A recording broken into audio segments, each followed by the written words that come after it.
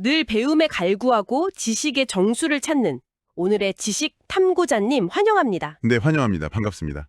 우리가 보통 그 항암제나 치료라는 단어를 들으면요. 네, 병원에서 처방해주는 아주 독한 화학 약물을 먼저 떠올리잖아요. 그렇죠. 부작용도 심하고 머리도 빠지고 하는 그런 약들이죠. 맞아요. 그런데 만약에 우리 몸이 스스로 만들어내는 아주 강력하고 또 부작용도 전혀 없는 항암제가 이미 존재한다면 당신은 믿으시겠습니까? 아, 정말 솔깃한 이야기죠. 네. 그래서 오늘의 심층 분석에서는 연세대학교 스포츠 응용 산업학과 전용관 교수님 그리고 김경철 원장님의 대담 영상을 바탕으로요. 네, 우리가 흔히 아는 그 운동이 분자 생물학적 차원에서 대체 어떻게 암세포를 해치하는지 그 명확한 메커니즘을 파헤쳐 보려고 합니다. 자, 이 내용을 한 번씩 풀어볼까요? 좋습니다. 사실 오늘 분석할 데이터들을 제가 꼼꼼히 들여다보면서 느낀 게요. 네, 어떠셨나요? 이게 단순히 좋은 의학적 팁 정도가 아니라는 겁니다. 질병과 건강을 바라보는, 아니, 우리 패러다임 자체에 아주 거대한 전환점이라는 걸 확신했어요. 패러다임의 전환이요? 네, 우리는 수십 년 동안 질병을 외부에서 침입한 어떤 적폐로만 규정했거든요. 그래서 독한 약물을 폭격해서 그걸 죽이는 데만 몰두해 왔잖아요. 그렇죠. 공격하는 데만 집중했죠. 하지만 오늘 살펴볼 임상 데이터들을 보면 우리 몸의 근육, 호르몬 그리고 면역계가 어떻게 유기적으로 협력해서 스스로 암세포의 싹을 자르는지 명확하게 보여줍니다. 기대가 됩니다. 이게 단순히 땀 흘리고 살 빼면 건강해진다는 그런 뻔한 이야기가 아니라는 거네요? 절대 아닙니다. 생물학적이고 아주 구체적인 방어 시스템에 대한 이야기입니다.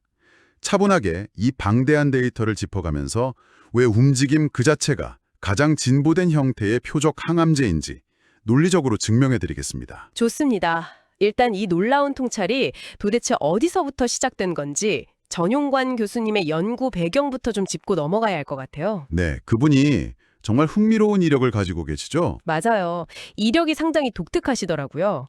하버드에서 포스닥 과정을 밟으실 때 무려 2시간 동안 5분 간격으로 환자의 피를 뽑아가면서 인슐린 저항성을 연구하셨다고 합니다. 5분마다 체열이라니 환자도 연구자도 정말 엄청난 집념이네요. 그러니까요. 당시에 그 척수 손상 장애인들이 비장애인에 비해서 당뇨 발병 위험이 3배에서 5배나 높다는 데이터에 집중하셨대요. 아, 그래서 비만과 인슐린의 관계를 아주 깊게 파고드셨군요. 네, 맞습니다. 그런데 여기서 아주 놀라운 연결고리를 하나 찾아내십니다. 어떤 연결고리죠? 비만이나 당뇨를 유발하는 그 분자 생물학적 기전이 놀랍게도 암이 발병하는 기전이랑 완벽하게 겹친다는 사실을 발견하신 거군요. 맞습니다. 대사질환의 열쇠가 곧 항암의 열쇠였다는 건데 종양학자가 아니라 스포츠의학이랑 대사질환을 연구하던 분이 이걸 찾아냈다는 게 정말 인상적이지 않나요? 과학의 역사에서 혁신은 종종 그렇게 전혀 다른 분야가 교차하는 지점에서 툭 튀어나오곤 하죠.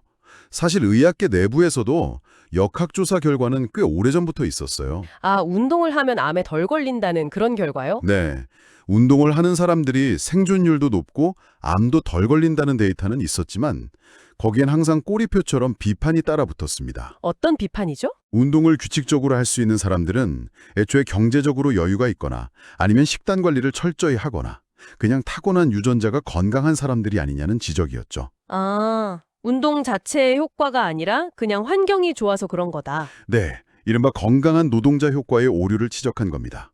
이런 회의적인 시각을 완벽하게 불식시키려면 아주 철저하게 환자의 조건을 통제한 무작위 대조군 임상연구, 즉 RCT가 반드시 필요했습니다. 여기서 진짜 흥미로운 부분이 나옵니다.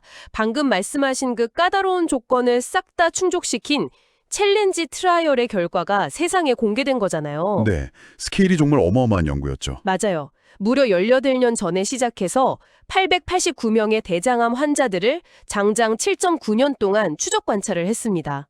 환자들을 무작위로 딱 나누어서 한 그룹은 철저하게 맞춤형 운동 프로그램에 참여시키고 다른 그룹은 기존 치료만 받게 한 거군요. 네, 정확합니다.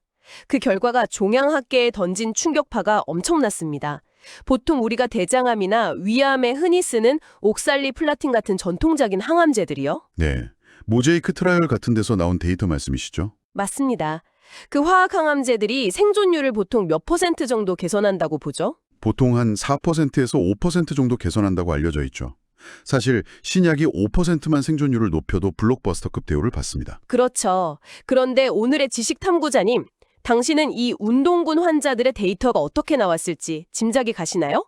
운동을 한 그룹은 병이 재발하지 않고 생존하는 무병 생존율이 무려 28%나 뛰어올랐고요. 28%요? 네.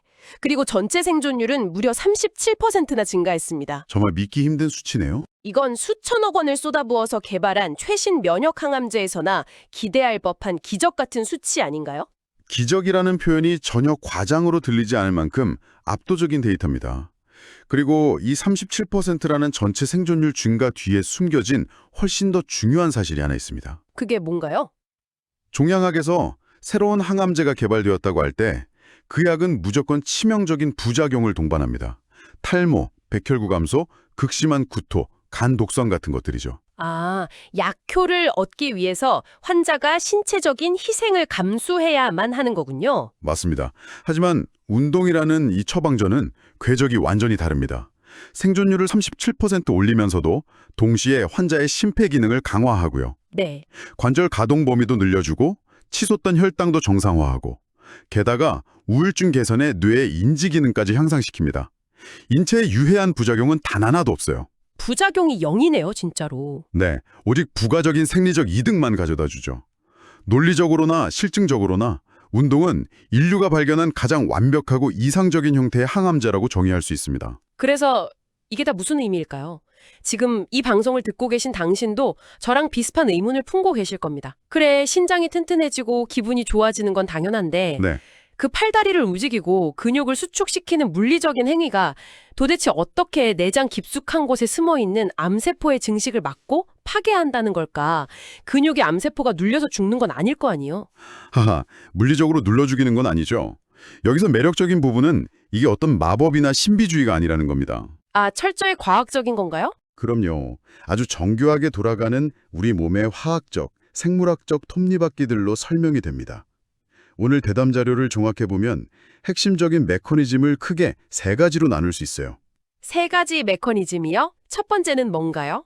첫 번째는 바로 에너지 밸런스의 측면입니다. 암세포의 가장 큰 특징 중 하나가 굉장히 탐욕스럽고 비효율적이라는 거예요. 탐욕스럽다고요? 네, 정상세포는 산소를 이용해서 에너지를 아주 알뜰하게 만들어 쓰는데 암세포는 산소가 없는 상태에서도 오로지 포도당만을 무지막지하게 태워서 에너지를 얻으려고 합니다. 그걸 무산소 해당 과정이라고 부르더라고요. 맞습니다. 그러니까 엄청난 양의 당분을 개걸스럽게 먹어치워야만 분열하고 증식할 수 있는 구조인 거죠. 아, 그러니까 내 혈액 속에 당분이 막 넘쳐날수록 암세포한테는 최적의 뷔페가 차려지는 셈이죠. 마음껏 포식할 수 있는 환경이 되는 거군요. 정확합니다. 그런데 우리가 운동을 시작하고 근육을 강하게 수축시키면 상황이 완전히 역전됩니다. 어떻게 바뀌나요? 우리 몸에서 에너지를 가장 많이 소모하는 공장이 바로 근육이거든요. 이 근육이 혈액 속에 떠다니는 포도당을 아주 무서운 속도로 빨아들여서 써버리기 시작합니다. 근육이 당을 다 먹어버리는 거네요. 네, 그렇게 당을 흡수하면서 혈당 조절 기능이 원활해지고 인슐린 저항성이 떨어집니다. 결과적으로 암세포가 먹고 자라야 할 핵심 식량 보급로가 끊어지는 거죠. 식량 보급로를 아예 차단한다. 칼을 대지 않고도 암세포를 말 그대로 굶어 죽게 만드는 가장 원초적이면서 확실한 방어선입니다. 와, 생존 자체를 근본적으로 위협하는 거네요. 그럼 두 번째 이유는 뭔가요? 방금 말씀하신 그 인슐린 저항성이랑 연결이 될 것 같은데요. 네, 두 번째 기전은 인슐린과 세포사멸, 즉 아포프토시스의 관계입니다. 생물학에서 세포사멸이라는 건 정상세포가 자기 DNA에 손상이 생겼을 때 전체를 위해서 스스로 자폭하는 시스템을 말하거든요. 스스로 죽음을 택하는 거군요. 네, 건강한 사람이라면 하루에도 수많은 불량세포들이 이 시스템 때문에 조용히 사라집니다. 그런데 암세포는 이 자폭 스위치를 고의로 망가뜨려 놓고 끝없이 분열하는 돌연변이들이에요. 아, 스위치가 고장나서 안 죽는 거네요. 맞습니다. 그런데 여기서 아주 흥미로운 역할을 하는 게 바로 인슐린입니다. 혈중의 인슐린 수치가 만성적으로 높게 유지되면 이게 일종의 강력한 억제제 신호로 작용해요. 억제제요? 암세포한테 어떤 신호를 주는데요? 아직 죽지 마라, 계속 성장해라, 이런 신호를 끊임없이 보내면서 암세포가 스스로 사멸하는 걸 막아주는 든든한 방패 역할을 해버리는 겁니다. 잠깐만요. 우리가 보통 그 대사증후군이나 당뇨병 환자들의 혈당 조절 시단으로만 알았던 인슐린이 네. 종양학적 관점에서는 암세포의 생존 스위치를 켜두고 걔네를 보호하는 방패막이가 되고 있었다는 뜻인가요? 그렇습니다. 바로 그 점이 기존의 패러다임을 완전히 뒤흔드는 발견인 거죠. 와, 이건 정말 충격적이네요. 네. 하지만 우리가 규칙적인 강도의 운동을 통해서 인슐린 저항성을 개선하고 혈중 인슐린 수치를 낮게 안정화시키면 어떻게 될까요? 그 방패가 거두어지겠네요. 정답입니다. 암세포를 감싸고 있던 강력한 방패가 사라지는 거죠. 억제 신호가 끊기니까 더 이상 생존할 명분이 없어진 비정상 돌연변이 세포들이 자연스럽게 사멸 단계로 접어들도록 유도할 수 있는 겁니다. 아, 듣고 보니까 왜 비만과 당뇨의 기전이 암의 기전과 완벽하게 똑같다고 했는지 이제야 이해가 확 가네요. 그렇죠. 자, 그럼 에너지를 굶겼고 방패를 벗겨냈습니다. 마지막 세 번째 기조는 이제 암세포를 직접 타격하는 내용이겠군요. 네. 세 번째 메커니즘은 바로 우리 면역계의 출전선, 자연살의 세포, 즉 NK세포의 활성화입니다. NK세포요? 네. 우리 몸에는 암세포나 바이러스에 감염된 세포를 발견하는 즉시 파괴해버리는 특수부대 같은 면역세포들이 존재합니다. 그게 NK세포인데 평상시에는 얘네들이 꽤 얌전하게 대기 상태로 있어요. 쉬고 있는 거군요. 네. 그런데 우리가 숨이 차고 땀이 날 정도로 운동을 시작하면 몸에서 아드레날린이 솟구치죠. 그리고 강하게 수축하는 근육 섬유에서는 인터루킨 6이라는 아주 특수한 신호물질을 혈액으로 뿜어냅니다. 인터로킨요? 이거 일종의 화학적인 신호탄 같은 거네요. 아주 적절한 비유입니다. 근육이 쏘아올린 이 인터루킨 6과 아드레날린이라는 신호탄이 혈류를 타고 온몸을 돌면서 대기 중이던 NK세포들을 아주 강력하게 일깨우는 겁니다. 기상나팔을 부는 거네요? 네, 지금 당장 전시 상황이니까 적을 찾아내서 경멸하라는 명령을 내리는 셈이죠. 잠에서 깬 NK세포들은 평소보다 훨씬 빠르고 공격적으로 혈관을 타고 이동하면서 숨어있는 암세포를 찾아내 직접 타격을 가합니다. 이야, 정말 근육을 수축시키는 그 물리적 행위가 면역계랑 직접 소통해서 생물학적 무기를 발사하는 이 과정이야말로 인체 방어 시스템의 정수라고 할 수 있습니다. 식량을 차단하고 방패를 부수고 마지막으로 특수부대를 투입해서 타격한다. 진짜 경이롭습니다. 정말 놀랍죠. 우리가 가만히 소파에 앉아 있을 때 우리 면역계는 그냥 방치되어 있지만 자리에서 일어나서 걷고 뛰는 순간 내 몸 안에 거대한 항암 요새가 가동되는 거네요? 완벽한 요약입니다. 그런데 이토록 완벽하고 과학적인 메커니즘 뒤에 사실은 그 연구자의 마음을 아주 깊게 울린 개인적이고 가슴 아픈 일화나 하나 자리하고 있더라고요. 아, 네. 전용관 교수님의 막내 누님 이야기 말씀이시죠? 네, 맞아요.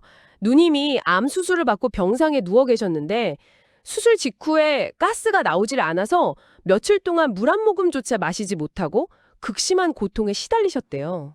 2010년경 당시만 해도 그 장폐색 위험 때문에 가스가 나오기 전에는 철저하게 금식을 시켰었거든요. 정말 힘드셨을 겁니다. 그러니까요. 동생인 전 교수님이 그 모습을 보다 못해서 침대에 누워서도 할 수 있는 상체 운동이랑 호흡 운동을 직접 가르쳐 드렸다고 합니다. 그런데 놀랍게도 얼마 지나지 않아서 정말로 가스가 배출된 거죠. 의학적 지식이 사랑하는 가족을 향한 그 절박함과 만났을 때 아주 놀라운 임상적 기적을 만들어낸 경우네요. 맞아요. 근데 제가 더 뭉클했던 건요. 그 이후에 암이 뼈로 전이되어서 정말 호흡조차 힘든 말기 상황이 왔을 때도 누님이 돌아가시기 일주일 전까지 전 교수님이랑 같이 가벼운 운동을 멈추지 않으셨다고 합니다. 아, 일주일 전까지요? 네. 누님이 직접 너랑 이렇게 운동을 하고 나면 호흡이 편해지고 밤에 잠을 푹 잘 잔다 이렇게 말씀하셨다는 대목에서 저도 모르게 좀 숙연해지더라고요. 정말 가슴 아프면서도 감동적인 이야기입니다. 삶의 마지막 순간 그 암세포가 몸을 잠식해 들어가는 고통 속에서도 운동이 수면의 질과 인간으로서의 존엄성, 즉 삶의 질을 지켜주는 유일한 버팀목이 되었던 거잖아요. 네, 그 사연이 우리에게 주는 임상적인 교훈은 아주 명확합니다. 세상에 운동을 못할 환자는 단 한 명도 없다는 사실이죠. 단 한 명도 없다. 네, 아무리 병세가 깊고 중환자실 병상에 누워만 있는 환자라 할지라도 그 사람의 현재 근력과 심폐 기능에 맞춘 정교한 맞춤형 운동은 반드시 존재한다는 겁니다. 아, 맞춤형 운동이요. 그리고 그것이 생존 기간 연장과 회복에 결정적인 역할을 하고요. 사실 전 교수님은 누님의 일화에서 얻은 이 뼈저린 깨달음을 곧바로 실제 임상 연구로 발전시키셨어요. 아, 그걸 바로 연구로 연결하셨군요. 네, 신천 세브란스 병원의 김남기 교수 연구팀과 협력해서 소화기암 수술을 받은 환자들을 대상으로 아주 흥미로운 실험을 진행했습니다. 수술 바로 다음 날, 환자가 아직 링거를 주렁주렁 달고 통증에 시달리고 있을 때 네. 환자 상태에 맞춘 가벼운 침상 근력 운동을 적극적으로 시켰어요. 결과가 어땠을 것 같습니까? 회복이 훨씬 빨랐을 것 같은데요? 네, 운동을 하지 않은 대조군에 비해서 환자의 장이 깨어나서 가스가 배출되는 시간이 무려 20시간이나 앞당겨졌습니다. 그리고 최종적인 병원 퇴원일도 평균 이틀이나 단축되었고요. 20시간이요? 와, 당신도 병원에 입원해 보신 적이 있다면 아시겠지만 그 수술 통증 속에서 하루 이틀을 더 침대에 누워있느냐 마느냐는 환자 입장에서 엄청난 차이잖아요. 심리적, 육체적 회복 속도가 완전히 달라지죠. 게다가 이 맞춤형 운동이 환자의 삶을 구원한 놀라운 임상 사례들이 더 있더라고요.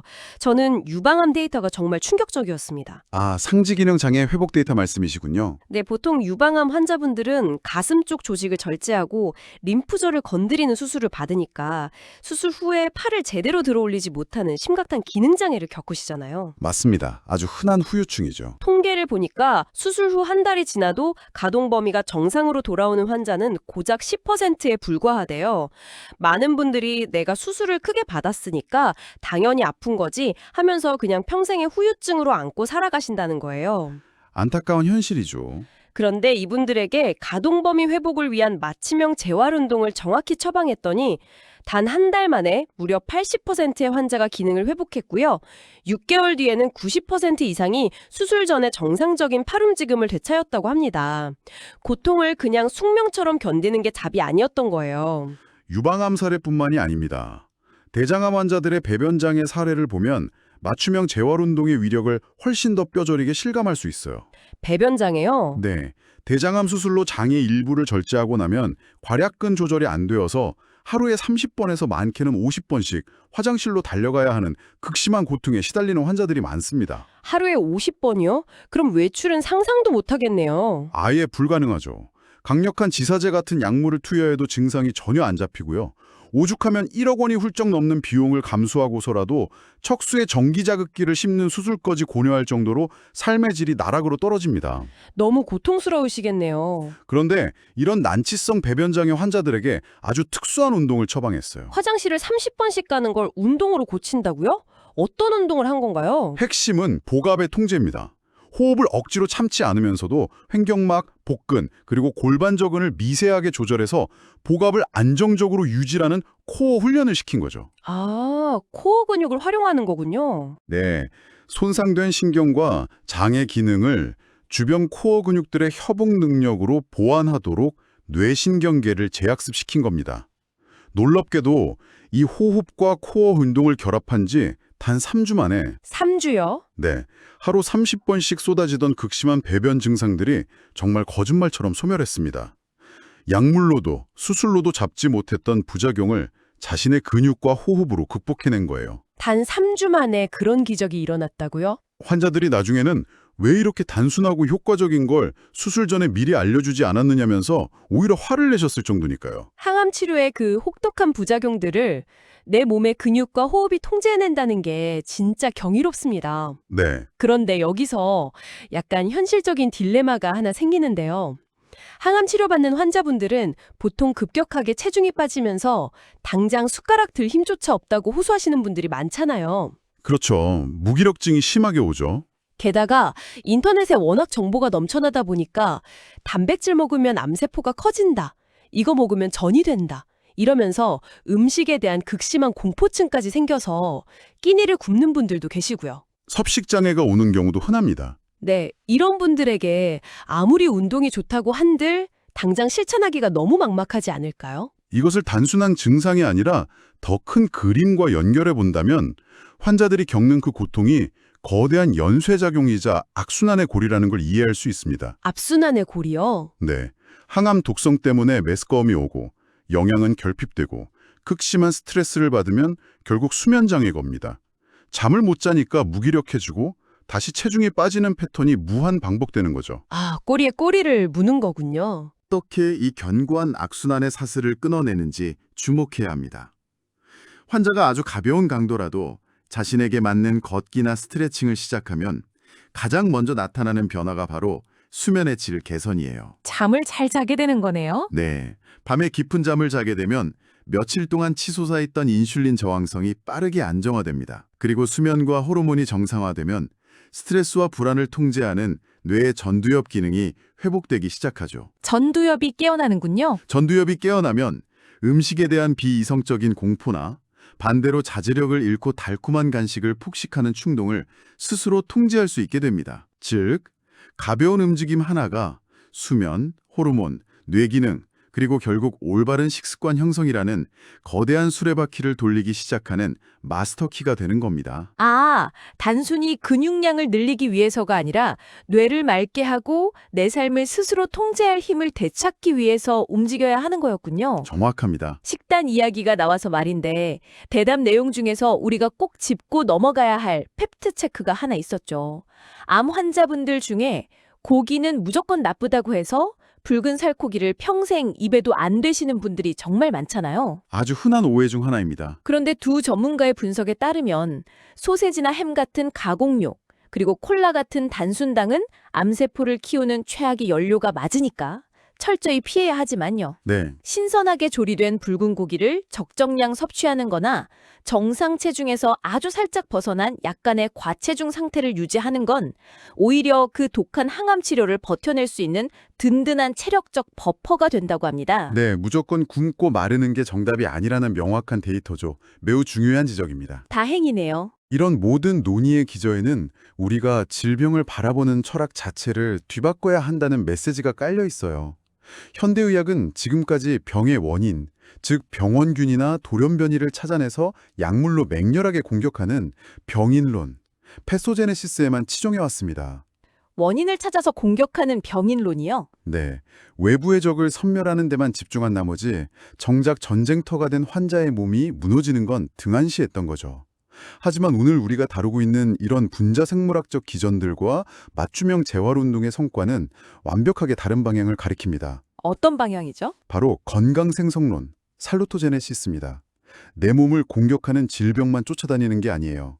양질의 수면, 균형 잡힌 영양, 내 몸에 맞는 근력운동, 그리고 스트레스를 다스리는 건강한 관계를 통해서 네. 내 몸 자체를 똘리지 않는 거대한 요새로 구축하는 과정입니다. 내 내부의 건강 생성 능력이 극대화되면 질병이라는 불청격은 그 단단한 성벽을 뚫고 들어오지 못하고 자연스럽게 튕겨나가게 되는 것이죠. 질병이 튕겨나가게 하는 견고한 요새.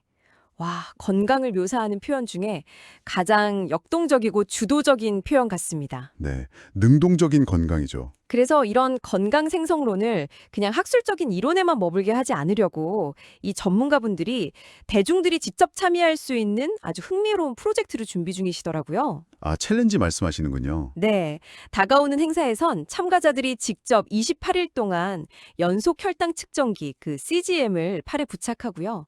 내가 뭘 먹고 얼마나 움직일 때 혈당 그래프가 어떻게 요동치는지 눈으로 실시간 확인하는 챌린지를 진행한다고 합니다. 아주 좋은 시도네요. 거기에 더해서 허리나 어깨 통증 때문에 운동 자체를 아예 시작하지 못하는 분들을 위해 관절 가동 범위를 열어주는 기능성 운동 세션까지 함께 제공한다니까 내 몸의 주도권을 되찾는 첫걸음으로 이보다 더 좋은 기회가 있을까 싶습니다. 그렇습니다. 결국 변화는 나의 생체 데이터를 내 눈으로 직접 확인하고 인지하는 것에부터 시작되거든요. 맹목적으로 남이 짜준 식단이나 운동을 그냥 따라하는 게 아니라요. 네. 내 몸이 어떤 음식과 움직임에 반응하는지 스스로 통제권을 쥐게 하는 것. 그것이 바로 건강 생성론이 우리의 일상 속으로 완벽하게 스며드는 방식입니다. 자, 어느덧 오늘의 심층 분석을 마무리할 시간입니다. 이 긴 여정을 함께해 주신 당신, 오늘 우리가 나눈 이 치열한 분자 단위의 이야기들이 당신의 일상에 새로운 영감을 주었기를 바랍니다. 네, 꼭 그랬으면 좋겠습니다. 다시 한번 강조하지만 운동은 귀찮은 의무방어전이나 단순한 다이어트 수단이 아닙니다. 그것은 내 몸 안에 있는 암세포의 식주를 끊고 면역세포라는 최정예 부대를 깨우며 망가진 수면과 뇌 기능을 원상복구시키는 가장 과학적이고 완벽한 형태의 치유법입니다. 네, 맞습니다. 당장 내일 아침 당신의 일상에 이 부작용 없는 항암제 한 스푼을 추가해 보시는 건 어떨까요? 이는 우리 모두에게 아주 무겁고도 중요한 질문을 던집니다. 우리의 현대 의료 시스템과 거대한 제약산업은 지금껏 병을 죽이는 신약을 개발하는 데에만 천문학적인 자본과 시간을 쏟아부어 왔습니다. 사실이죠. 하지만 한번 상상해 보십시오. 만약 내일 당장 전 세계의 모든 병원이 환자에게 값비싼 화학 항암제 처방전을 내밀기 전에 의무적으로 환자의 수면 데이터를 분석하고 손실된 근육량에 맞춘 정밀 맞춤형 운동 처방전을 먼저 발급해야만 하는 법이 통과된다면 어떨까요? 와, 세상이 완전히 바뀌겠는데요? 약물에만 의존하던 우리의 병원 풍경은 과연 어떻게 바뀔 것이며 당신과 당신이 사랑하는 사람들의 남은 인생은 어떤 궤적을 그리게 될까요? 살루토제네시스, 즉 건강생성론의 관점에서 스스로에게 꼭 물어보시기 바랍니다. 네. 당신을 질병의 늪에서 구원하고 진정으로 치유해줄 당신만의 주치의는 과연 차가운 병원 진료실 안에 있을까요? 아니면 당신이 땀 흘리며 걷고 움직이는 그 매일의 평범한 일상 속에 있을까요? 정말 뇌리에 깊게 박히는 묵직한 질문입니다. 그 질문에 대한 해답은 이제 당신의 일상 속에 남겨두도록 하겠습니다. 내 몸이라는 견고한 요새를 스스로 쌓아 올리는 당신의 모든 순간을 응원하며 우리는 다음 심층 분석에서 세상을 꿰뚫어보는 또 다른 놀라운 통찰을 들고 찾아오겠습니다. 네. 긴 시간 함께 해주셔서 진심으로 감사합니다. 다음 시간까지 늘 호기심으로 반짝이는 건강한 하루 보내시길 바랍니다. 안녕히 계세요. 깊이 있는 시간 함께 해주셔서 감사합니다. 평안한 하루 보내십시오.